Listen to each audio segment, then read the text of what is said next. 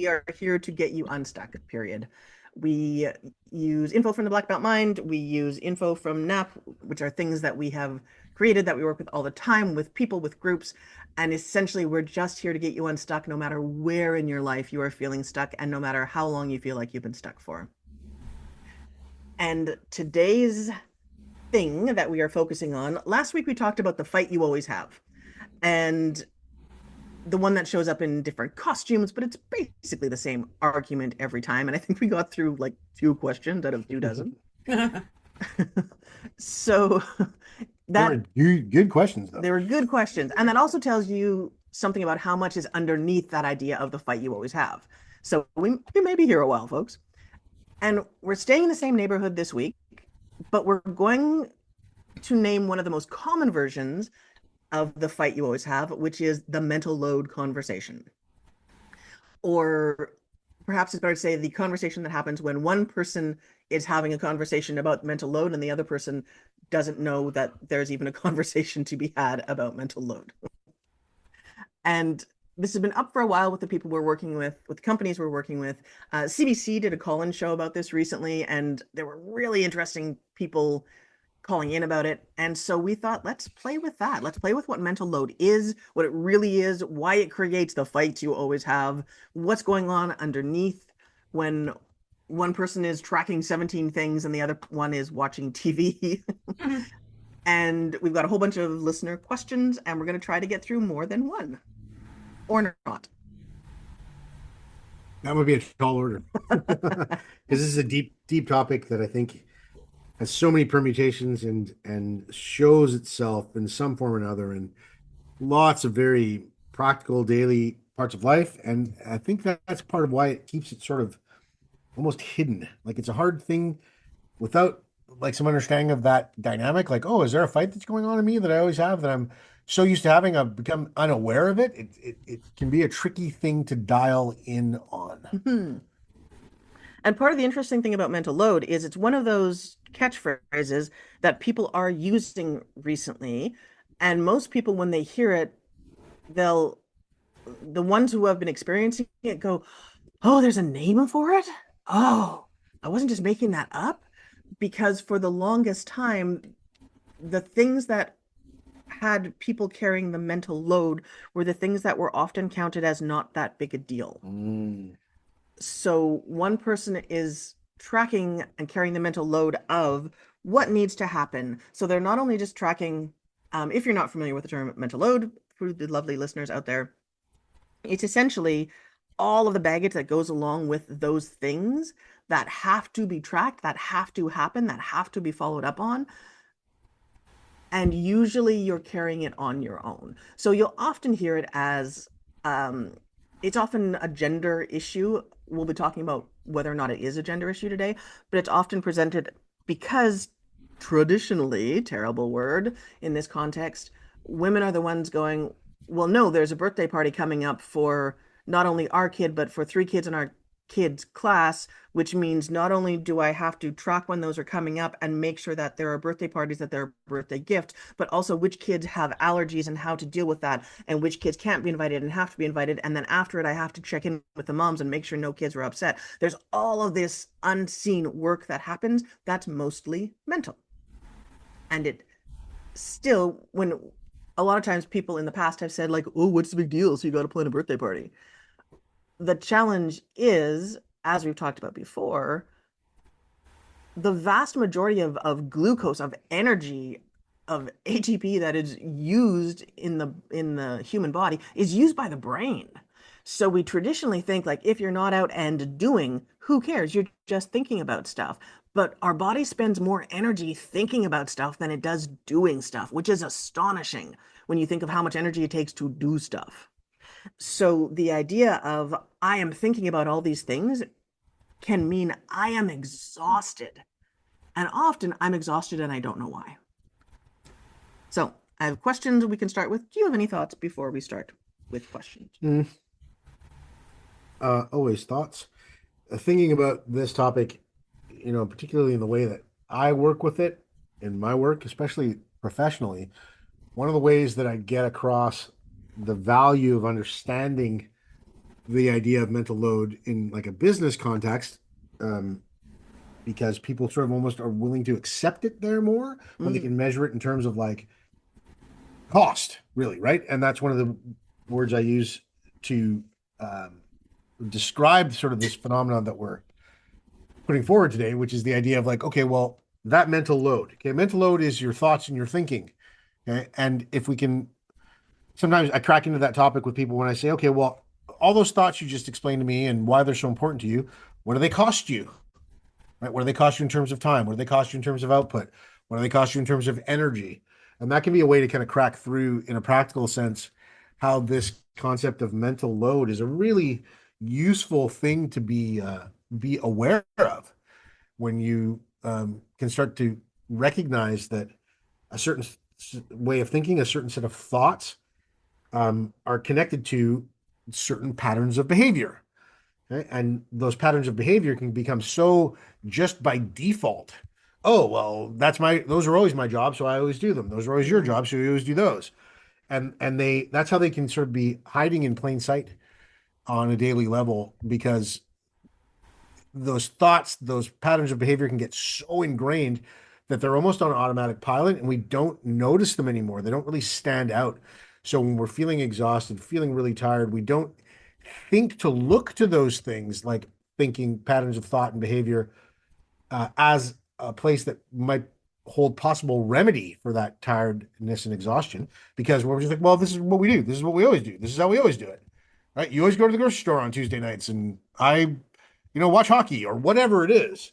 Um, uh, those kinds of dynamics can make this question of mental load be very elusive and a place that people don't look to for changes, answers, and new ideas. And it's also the place where a lot of people end up really resenting each other Mm. because when it isn't discussed, when people don't know what to therefore work, whoever their partner is, whether it's romantic, whether it's work, to correct it, the person who's feeling the mental load is resentful for carrying it. The person who isn't feeling it is resentful for feeling blamed for something they don't even know what it is Or that it's occurring. or that it's occurring. Um, one of the places that it's one of those easy places that it comes up where whoever it is in the relationship that plans dinners most of the time and they go like, oh my God, like my partner says, oh, what are we having for dinner? And when I go, oh my God, I don't know, just pick something. The other person goes, what are you being so touchy about? Just like pick something for dinner. What's the big deal? They are not tracking because they aren't the ones who have had to track. Oh, what did I go to the grocery store for? What's in the fridge that has to be used? What's in the fridge that can wait a few more days? How long will it take? How much energy do I have? What do we need to do that we need more carbs or protein or veggies? What, like, there's all of these things. And then also, how much energy and time do I or we have for cleanup afterwards? Do I make enough food for 2 nights so we don't have to cook tomorrow?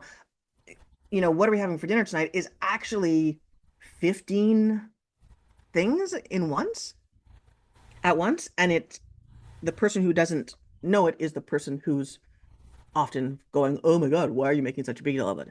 It can be relatively easy to correct small things like that, right? Which is, hey, rather than saying what's for dinner, can you come up with 2 options for dinner? And say to me, hey, we've got this and this and this and this. I can make those if you want. And that gives the other person the room to go, oh, actually, yeah, because I don't have time to think about it. Or it gives them the room to go, oh, no, actually, I've been really excited about making smashed chicken tacos, which we have to take chicken out because I'm excited about making Oh, smashed chicken tacos. I keep By the forgetting way, about that chicken. oh my goodness, we'll have a whole episode on smashed tacos. Can't justify that. Really want to. Um, but there are ways out of mental load issues. Is the short version. Now questions?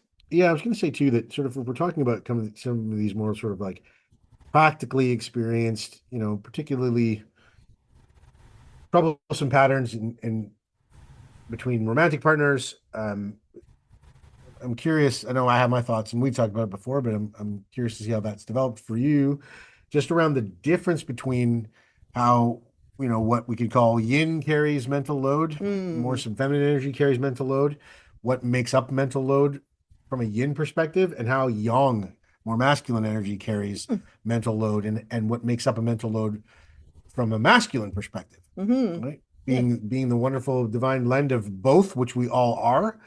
I think that's a worthy kind of assessment because it feels connected to me to like how we find common ground, right? How we find what we always call shared experience, so that it's not just an argument of perspectives that says, well, this is important, and I say it's important because I have to do it more, and this is what lands on my plate more than lands on your plate. So this is the thing that has to be the priority Mm-hmm.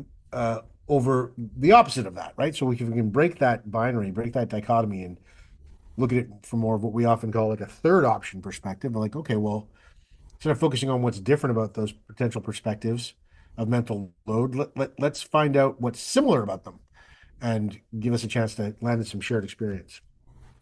Okay. I like shared experience.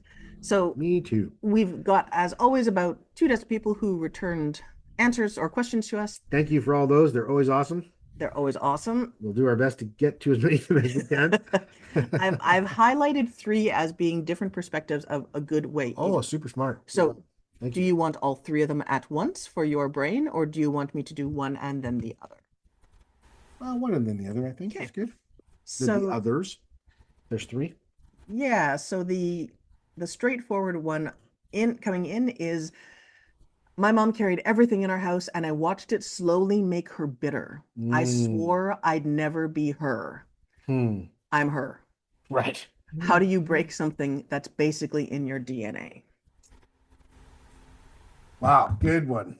Um, I'm going to enter that unless you want to jump in first. Um, I'm just going to point out that this person said, "Can you please sign my name as anonymous?" Mm, Because they're like, there's a little PS about, I don't even know if this has anything to do with the other people in my house, sure. Fair but that doesn't enough. mean I don't feel it, and that doesn't mean it's not there. Yeah, that's also very fair and quite good awareness of that person asking the question. So well done. Great question. Thank you. Thank you. I was going to say that I kind of want to challenge a part of that whole pattern of thinking around the thought that, oh, the only way I can get it's in my DNA, so I'll never overcome it. I can never transcend it. I can never get around it. Um, because I think that while certainly, and we've both, calls spearheaded a lot of great work that we've both ended up doing with people around, what we've called the, ancestral agreements and the different things that are inherited in terms of behavior and thought patterns. But I also want to inject the idea too, and remember that so we do things that we were taught to do, right? We do things that were modeled for us. And while that's extraordinarily powerfully anchored, right? We revert to, especially under stress, the things which we saw in terms of behavior growing up. That's different than DNA. That's different than it being, in our genes, quote unquote. And I say that because I want to inject some space into that feeling of being in an impossible place when you're trying to handle, behavioral changes around, especially things that started with the idea of, I swore I'd never be like that. And yet I am. I promised myself I'd never be like my mom in that way. And here I am exactly like her. And in some ways, worse than she is. I don't think that that's relegated entirely to being doomed by your DNA. Mm. So I think there's a part of that we can definitely address, but let's get it off on a bit more of a hopeful foot and just recognize that one, a lot of behavioral patterns in our present day adult lives come from how they were modeled, like how we were taught. If we can learn something, right, by the same mechanism, we can unlearn it. Okay, so an awareness of, let's call them suboptimal behaviors, right? Patterns that are codependent and aren't really making you feel good about yourself as you watch yourself not being able to change any of them and feel like you're out of control. Um, there is hope around recognizing that, okay, if it's learned, it can be unlearned. Okay. And part of how we unlearn something is also by identifying something of new value to learn. And in the process of learning something new that feels good to learn and feels like it has value to you while you're learning it, but also in future potential, that's a big part of unlearning something as well.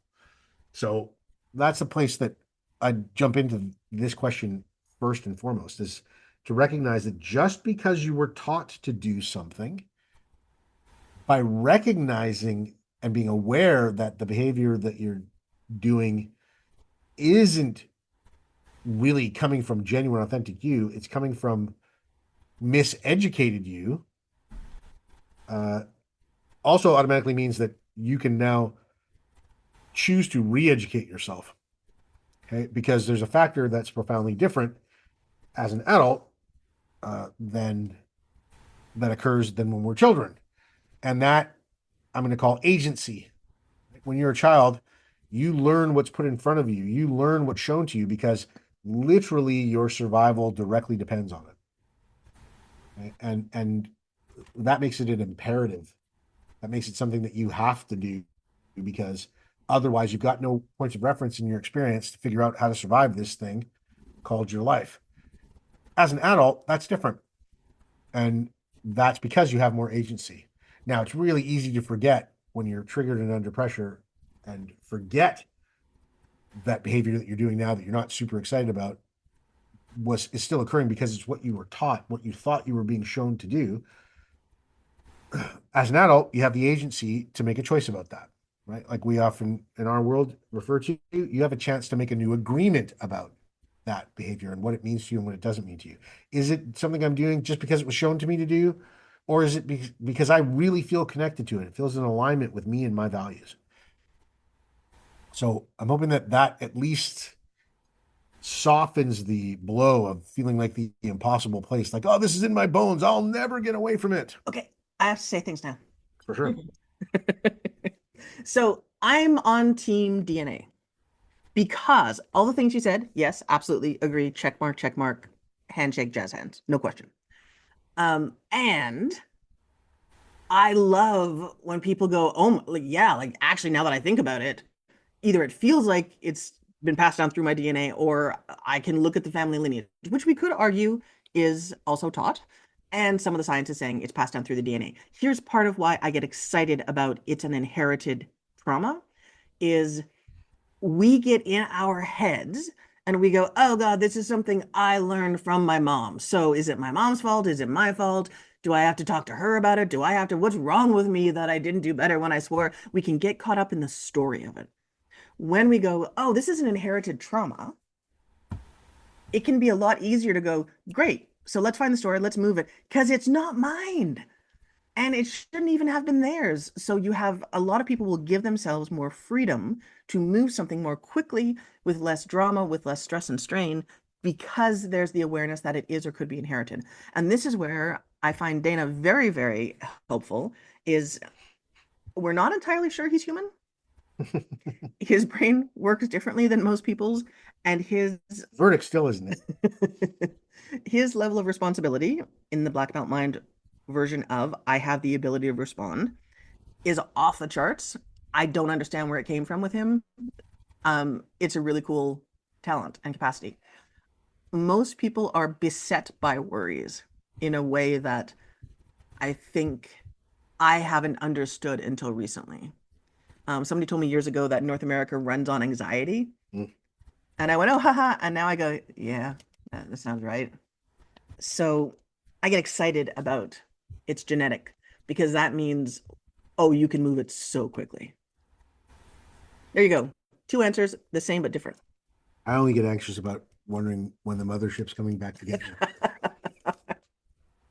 So I get it. It's But not funny. anxiety is anxiety, right? My anxiety might be about different things, but I certainly can appreciate that. And I think that it's a tough place to be, no matter what the reason is, when you feel like, Oh, I thought you were saying not being human. oh, there you go.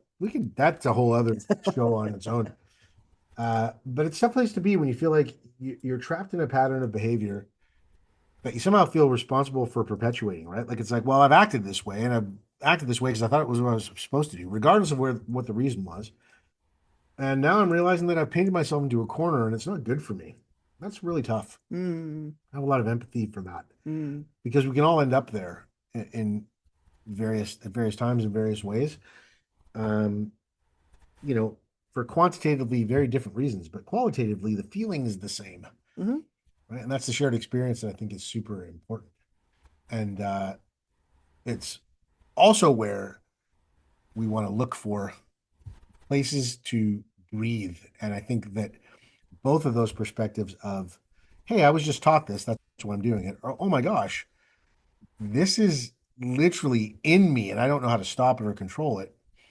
Um, both give us opportunity to reverse engineer the same qualitative problem, right? mm-hmm. And that can be super, super, super hopeful. And hopeful is absolutely necessary to any possibility of joy. And we don't do so super well with hopeful in anxiety driven Western world, unfortunately. We do not. Okay, this one or that one? Second one? Um, Nicole, you don't have to answer this. I am super curious because some people, and from I don't believe we're telling tales out of school to say that you have had to handle the mental load for a lot of things. Um, One Uh-huh. says 1,000 words. I'm curious when you first heard the term mental load and first got that, like, was it a, oh, thank goodness, or was it just great? Yeah, doesn't help. Now I'm still in charge of all the things. Like, was there a No, the relief in second the one. naming? Mm. Uh, It was the second one. It's like, and right. Okay. So the naming wasn't a relief, it was just no, okay. it doesn't change the facts, does it? Yeah, it's a confirmation more than Validation, a but relief. Yeah, totally. yeah, Yeah, beautiful. Perfectly said. Get that. Hmm. Big time. Okay. Thank you. I really appreciate you answering. you're welcome. Um, okay, back to the questions. I think we can get through three today. Yeah, sure. I'm excited. Okay. I have an answer for this one. I know you do too. I grew up poor and my husband grew up middle class. I think a lot of my mental load anxiety comes from genuine scarcity fear. If I don't track it all, something will fall through the cracks and we won't be okay. Hmm. He doesn't have that wiring. How do you talk about mental load when the stakes feel different to each person? Hmm. I have an answer. Yeah, go for it. Okay. Or do you have an answer that sometimes you're chomping at the bit? No, I'm good. Thank you. Okay.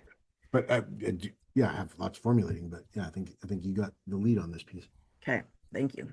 So I think this ties into a lot of the things we're talking about. It ties into communication. It ties into finding common experience because you don't have to have the same experience to understand that you've had similar experiences. And part of what happens in cases like this is, this person said, I think a lot of my mental load anxiety comes from genuine scarcity fear. And we tend to defend our versions of trauma and anxiety, feeling present time when they aren't present time, when we haven't worked through them yet. And that's not a blaming the person, that's actually bringing um, power back to the person. Because we could say in another way, well, this person's husband isn't present time and isn't going, wow, I can see you're impacted. How do I help you feel unimpacted? And the person writing in is saying, I'm still stuck in the loop from childhood and I feel like it's real. So because he's not panicking the same way I'm panicking, I therefore can't get any help. And when we can find the tools, we use NAP because it's so amazing at working on present time issues, childhood issues, and inherited issues at the same time. Other people use things like tapping or journaling or dance your butt off and clear out the trauma, or like there's a Breath million work. breath work. Yeah, there's a million amazing things out there. A lot of it comes back to when you give yourself permission to know that your thing, the thing you are feeling that's hard, is a thing that you have the power and capacity to change and the right to change, because so often it comes back to I don't have the right or the capacity. Hmm. It gives you back your power and your ability to change things. And I remember um, I was talking to someone one day who knows Dana as well. And she said, "Oh, what happened with X, Y, and Z?" And I said, I want to do this and Dana wants to do that. And I don't understand it. And she said, "Oh, well, that makes sense because you're risk averse and Dana is quite risk tolerant." And she kept talking. And I went, "Sorry, wait a second, wait, what?" And she repeated, "You're risk averse and Dana is quite risk tolerant." And she went to talk again. And I was like, wait a second. And she said, "I'm sorry, did you not know that?" And I said, "No." It started making sense. All these puzzle pieces started falling into place. At the time when had been working in the clinic for about 10 years, I had become more risk averse because people would come in after bad things happened, and I helped them feel better after the bad things. So my brain was cataloging all the bad things that could happen. And I said, "Yeah, I didn't know I was risk averse. I just need to wrap my head around this idea. It's quite freeing." And she said, "Well, what did you think Dana was then? If you weren't risk averse, what was he?" And I'm like, I love him, but crazy. He's crazy. Like Hmm. he doesn't understand how genuinely dangerous things are." It's the alien DNA. And part of what's freeing about that is it gave me room to go, "Oh, so my system has a very well earned story that says there's a lot of dangers out there. I also have the right, the power, and the capacity to use that to shore myself up, get myself absolutely safer in present time, but not have it run me. I get to use it without having it run me." And I think that's the exciting thing I find about having this conversation is that when we allow our stories to be stories we are allowed to change, Mm. and we allow the people around us their stories to be information rather than fact and rather than slams against us, then we get to change, they get to change their stories as well. Mhm. Thank you for coming to my not TED Talk. Yeah, that's really cool. And really kind of integrates quite easily and nicely in no way that's a shock or surprise with a few things that were coming up for me around that question, and also just even hearing your answer on that question. And I have to say, and I hope you hear this on a regular basis, Nicole. But if you don't, I'm going to say it to you pretty often because it's very true to me. And I just got aware of what that is right now, which is how much I appreciate how authentic you are. Hmm. Um, Yeah. uh, yeah, I hope that that lands in the best possible way that I intended to, because It it's does. Thank you. awesome. You're welcome. My pleasure. And thank you, because it's super important, and I really appreciate it. And that's not to,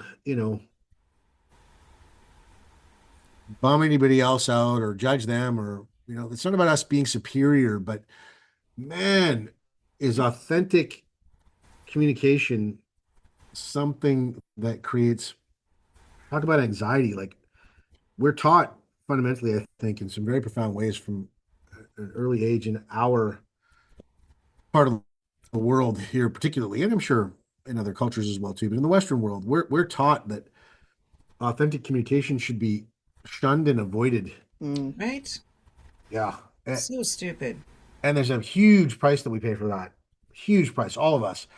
And whether we call it mental load, emotional overwhelm, the anxiety of emotional expectation, we call it carrots and broccoli, chalk and cheese. It doesn't really matter. But I loved your answer, okay? Because to Colleen's question earlier, because I'm like, yeah, right. That's where most people are at, and where I'm describing, quote unquote, where most people are at is that there's, I would say, I'm curious to what you both think about this, an unmet. There's a very clear expectation, okay, that comes from an unmet desire, okay? And that desire is, wow, it'd be really cool and really great, and I'd super appreciate it if someone would give me some help before I asked them for it. Hmm. Okay? And anything that's sort of related to that idea, I think contributes profoundly to why we're even talking about this thing that we're calling mental load, and the resulting sort of internal fight that goes on in all of us sometimes around whether or not, you know, well, fundamentally, whether or not having any needs is justifiable. Right? The idea that, like, well, I really feel like I need this, but I can't ask for that. And I shouldn't have the expectation to ask for it. And I don't want to ask for it because it's not going to get met. Like that can spiral in on a person so hard that they literally, and I'm speaking from experience, I'm curious what both of you think, they can literally get into a place where they forget, like they literally can't remember what it feels like to have someone help them. Right? And like to have someone help them, to like to think that they could actually ask for help and then actually get it. Mm. So, you know, we're calling, I think, the result of that mental load. So when we're working with people, personally, professionally, whatever it is, business wise or otherwise, one-on-one groups, doesn't matter.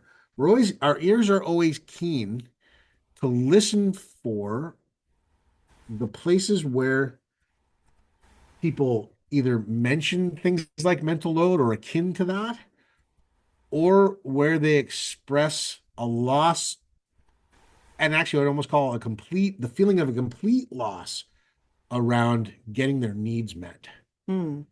getting helped, right? Without it, well, sometimes helped at all, but oftentimes too, being helped around like areas and places where they really need assistance and support, but they've had to either fight for it really, really hard or get shamed for having the need in the first place really, really hard.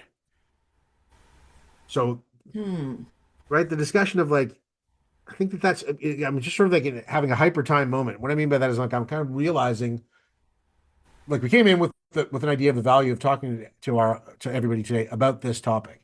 And in this, at the same time, I'm realizing like how valuable it is for us to contemplate and talk with each other about this topic in our work, Mm. because it gives us a real clear metric, because where there's a loss of hope, there's an overwhelm of mental load. Generally speaking, they kind of show up together. You know, the whole help thing brings up a whole other thing. Love to hear. But I suck at letting people help me. Mhm. Uh, And that's a See, whole, there's and that I hung a left, man. As soon as you said that, I'm like, so much. ew, okay. Appreciate it so much. Like, why are you talking crazy? Right? Appreciate it Just so much. ew. No, I do, because that's again just another example of like the value of that just authentic communication, right? Because that's a vulnerable thing to say, and it takes courage to say vulnerable things. And I think part of the anxiety and the mental load of the anxiety, the emotional overwhelming anxiety that we've alluded to, that kind of dominates Western society in particular, again, shows up in other ways in other cultures and other parts of the world, but I think we have a very particular brand of it in the Western world. Um, so much of that is about shame, and so much of that is about the shame of being vulnerable, and like need and vulnerability are like kissing cousins. Like they live together, because having a need feels inherently vulnerable. Oh, And so, yes. right, and so no wonder we've been talked out of authentically expressing that. And then it feels like everything everywhere all the time in all the places is always up to us You forgot all at once. all at once. Yeah, there we go. And then people either get kind of crushed by that, or they end up sort of just shouldering a silent desperation that they carry in silence on their own by themselves until it just completely wears them out. Yeah. So, well, first of all, shouldering a silent desperation. Great song title. Oh, cool. There we go. Take those. Yeah. Gonna have a couple And albums by the time we're Right? done I'm here. telling you, they're coming. and second of all, what is your magic black belt mind way out of that then? Uh, yeah, I think that, you know, fundamentally goes back to the actions of acknowledging things as they are, not as you hope them to be. Doing the even tougher step of accepting them as they are, not as you hope them to be. And relying upon the fuel that drives all that whole process to find some courage to, at least, even in a world that doesn't necessarily want to listen to your needs, listen to yourself about them. Listen to yourself about your needs. Pay attention to how you feel, right? We talk about that all the time. And I'm not saying that's easy, and I'm not saying that that doesn't require a tremendous amount of courage, and I'm not saying that doesn't, you know, need a lot of energy. But anything that asks us to kind of break away from the status quo and just to do everything in the same way that everybody else is doing it, even when it's unsatisfying, always takes courage. Hmm.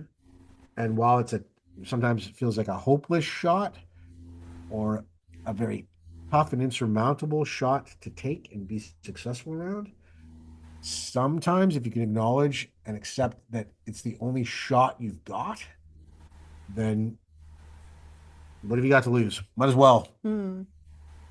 And I say that not flippantly, but with some humor, because it sort of gets to be kind of almost absurd, right? Like, you think, well, like, why would I, do that and take a risk to be vulnerable, at least, especially even to and with myself. Part of, I think, why that is such an important part of what feels useful in this conversation is because in doing that, yeah, you take on more awareness. Yeah, you take on more responsibility. Yeah, you feel more and more alone sometimes and even lonely in that sometimes. But you also get the opportunity to recognize how much courage you've had to muster, how much courage you've always had, and how strong you've become in shouldering a load alone. Hmm. So I'm like, well, if you're doing all the work and being responsible, quote unquote, in all the ways, landing in some of that courage also reminds you too that you also get the authority that goes with it, the personal authority that goes with it. And that is all tied together. And that might be a whole other answer I can give if anybody's interested, but that all ties together to stopping the fight within yourself and figuring out ways to continue to help yourself, which is so weird too, because that's connected to last piece of this.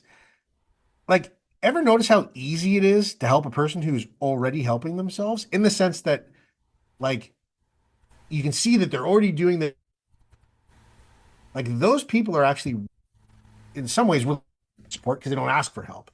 But on the flip side, if you pay attention to them for 2 seconds longer than most people do at the water cooler when they have the "Hey, I'm fine, how are you?" Fine conversation, contributing to those people and actually doing something for them that they don't have to ask you for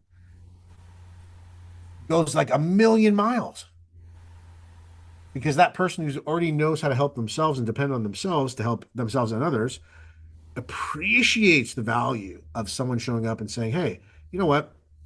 I know you're doing the best job you can with this, and I'm amazed you've gotten it all done to this degree, but can I help you with this?" That person will respond to you oftentimes, even after the few times, like, "No, no, no, I got it. No, no, no, I got it." Maybe the third time, if they actually accept your help, they'll respond to you like they just won the lottery. So I think that it's important to kind of remind people of some of those dynamics, because we all need help more than we ask for. And oftentimes, too, we're all more willing to help more often than I think people expect, if they know that our help is actually going to be effective. He says, looking very serious. I think about these things I know you do. as I wait for the mothership's return. Okay. Should we live wild and crazy and go on to question 3? Sure. Okay. Um, actually, this one or this one? Yeah, that one, first one. First one. Okay. Mm, well, actually, you know what? I'm going to do both of them because I think they're both useful. Sounds good. Because when we're talking mental load, the conversation, and for a very good reason, I think, is often women talking about mental load and how they don't feel like they're supported by their partners. It is not like there are same-sex couples, there are couples who are the opposite way. When you look at how North America has been situated and who has tended to stay at home, et cetera, that's part of why this has been built in to our culture the way it's been built in. These two are interesting because they're coming from the flip side. So, question number one, both of these are from guys. Question number one, I'm a stay-at-home dad and I basically carry all of the mental load in our house. My wife works full time, and when she's home, she's checked out. Nobody talks about this version of the story, and I'm honestly kind of invisible in this conversation. And then the second question is, I know I'm the one who drops the ball. I know she carries more. I've tried to do better, but I genuinely don't know what I'm missing until she tells me. And then she's mad that she had to tell me. I don't know how to see what I can't see. So, um, as the token male in the room, Yes. what do you think? I have somewhat simple answers. I would be curious. Mine are ultra simple, interestingly enough, Cool. at least to launch into it. From a quote unquote masculine perspective, a male perspective. Um, I grew up in a very traditional, very disciplined military household. And when I think about the mental load that my mom carried for our family, it staggers me. So I've had the benefit of, I don't know, getting some insight, I think, which I'm very grateful for, um, from being raised by my mom and my aunties and my older sister as models of really strong women who really were the problem solvers and the caretakers in my childhood. And that's not any diminishment of my father or anybody else male, including me. It's actually a recognition of how grateful I feel to understand from a male perspective, like the logistics and the role and the endless work of motherhood, and parenthood in general. But motherhood needs to be really put put in a proper spotlight here. And um, what I learned from that was that, especially from a male perspective, is if you don't know what to do or how to help, ask. And then don't only stop at asking, do this other really crazy thing called listening. And then this other even more insane thing, do what you listen to. I find men, and I've gotten caught here too, and I feel grateful that I've had some checks and balances to that, to want to come in and fix stuff, right? The typical male, sort of stereotypical old age old argument. Well, I just want to be listened to. I just want, and I just want to fix stuff. Um, and both of you, I love your feedback on this. So, because I was the oldest son in my family who was present and coherent, Mm. my older brother was not and still isn't in many ways that are pretty tragic. But my mom relied upon me for various things that taught me how to listen, taught me how to do what she asked me to do. So I might come in with an idea and offer some help and say, hey, well, I want to do this. And she would actually say, and she had the authority to say, because she was my mom, actually, no, I don't want you to do that. I want you to do this. I also had the benefit of being able to ask her why sometimes. And fundamentally, she always found a way, no matter what age I was at, to have some kind of answer that was grounded in, that's great that you want to help, but actually doing this will actually really help me. I'm like, oh, I wouldn't have thought of that at all. But thank you for telling me, because now I'll go do that. And then I'll get the benefit of doing it and coming back and seeing that it actually helped you. So give me some tools to learn how to pause before I jump in to fix stuff in the way that I think they should be fixed because I know better than the person who's needing help. To listen, and when I'm confused, don't get resentful and stuck in a corner saying, "Well, I don't know what to do, so I'm not doing anything. It's your fault that I don't know what to do." If I just ask and then shut the hell up and listen to the answer, knowing what to do actually gets a lot more simple. I like it. Sounds so simple, doesn't it? It really does, and that's because it actually is, but we overcomplicate it massively. Yep.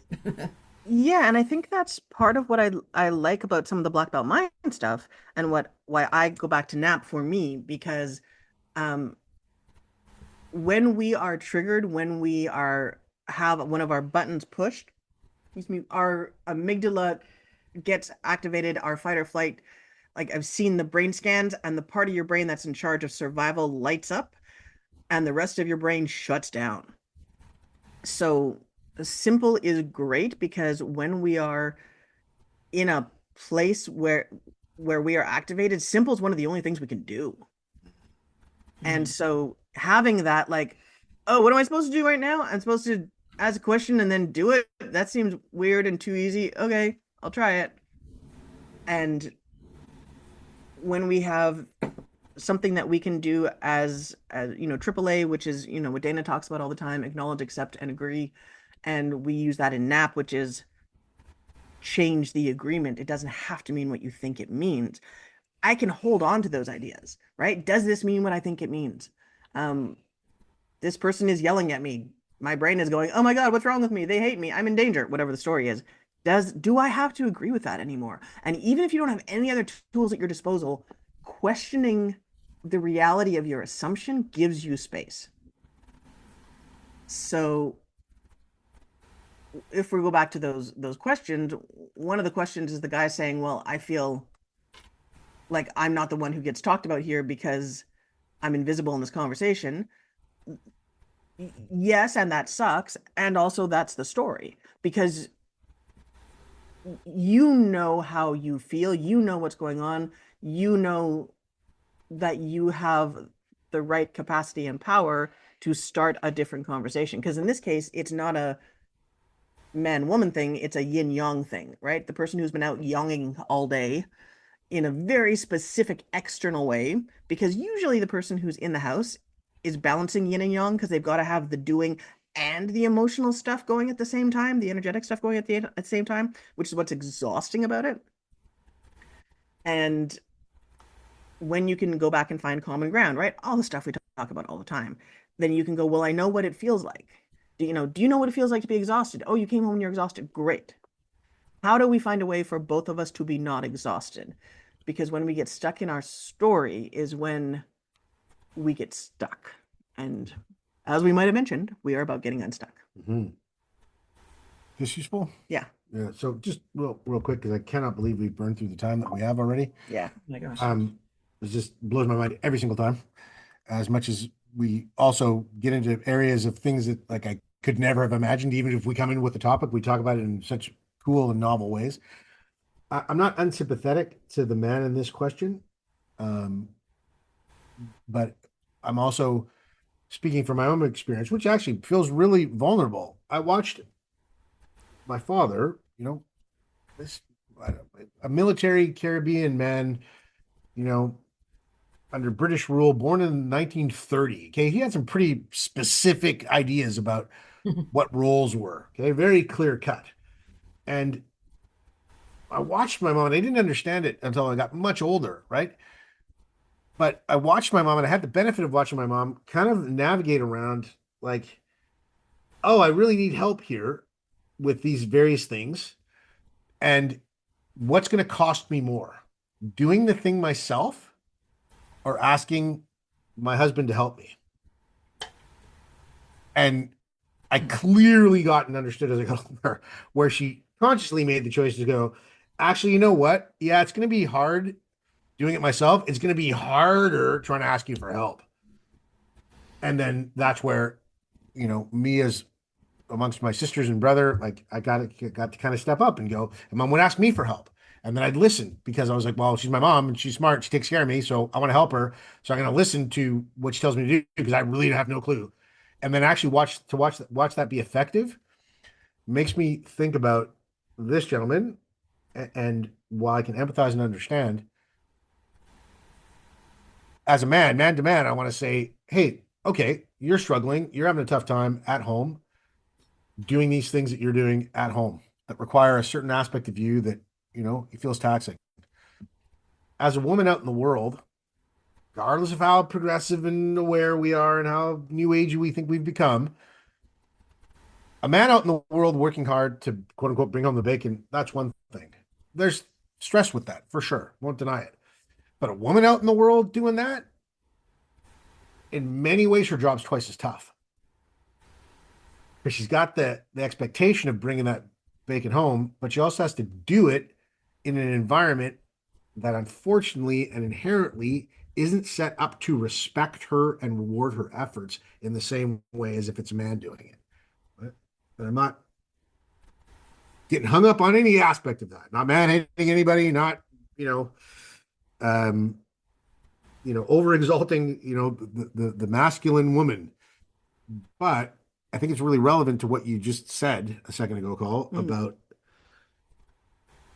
hey, when you're having trouble and you're feeling that mental load and you're battling with yourself internally about whether or not you're allowed to feel the pressure of that mental load, stop for a sec and think about how the other person might be doing. What if I'm the one carrying something that this person seems like to not know about or isn't paying attention to? And this is a tall order, but it's effective. Ask yourself, well, where am I not? Maybe understanding and listening to the mental load that person's carrying. And particularly because this situation in question involves a man at home, I think that piece of advice possibility is effective for going both ways, but particularly effective for him in that instance. I like it. Right? We are exactly on time, I think. And we will come back next week with next week's bacon related concept. Wow, that goes fast. That's crazy. I just Isn't want it? bacon. Maybe they have some on the mothership. Yes, it does go extraordinarily fast. Holy cow, I can't believe it. Yep. But before you go, we gotta add some Mhm. time on and do some shameless self promotion. We are so close to having the very, very cool. We've been working on them for a year. We've got posters and prints and things coming with concepts from the work that we do, from the Black Belt Mind, from NAP, and we have been working on making everything not only useful but also beautiful. So you can put it on your wall, you can put it on your desk, you can feel good looking at it, and you can be reminded about what matters to you and what the possibilities are out there for you. So that is, gosh, that genuinely should be up in the next 2 weeks at the outside. Mm. We are working on the very, very final pieces of it. Until then, you can go to thedigitaldojo.net and you can listen to all the things. We have some Black Belt Mind classes. We have the White Belt Mind, which is the first level of the Black Belt Mind. And if you like the way Dana talks, the White Belt Mind is for free, and you can get really some good idea about the languaging and the concept and have some takeaways to work with that are simple and easy to apply. And if you want to go and listen to audios for a lot of the topics we talk about, and you don't feel like working at anything, which honestly, when there is mental load, maybe you don't feel like doing some work, which means you can go and get the audios and press play and go to sleep, and they will do their thing. And we have some fabulous feedback on those. There are 3 sets of those right now. There will be more soon. The 3 sets are 3 free nights for chronic pain, 3 free nights for cravings, 3 free nights for unweighting, which is nervous system activation and body image issues and things like that. And then there's 21 nights that you can then pay for should you choose to for unweighting. And there's more coming soon. And you can actually just get some help without efforting. Sound good? Sounds great. All of that Sounds is awesome. available at thedigitaldojo.net. all of that can be extended and explored further in terms of the conversation that we had tonight, and any other one that's might be interesting that we've had prior through our social media platforms. We are everywhere and on all the social medias All at once. all at once, from Pinterest to YouTube, and that gives you 24-hour, 365-day access to anything that you've heard here with us that might be inspiring for you to further explore. That's all available at thedigitaldojo.net.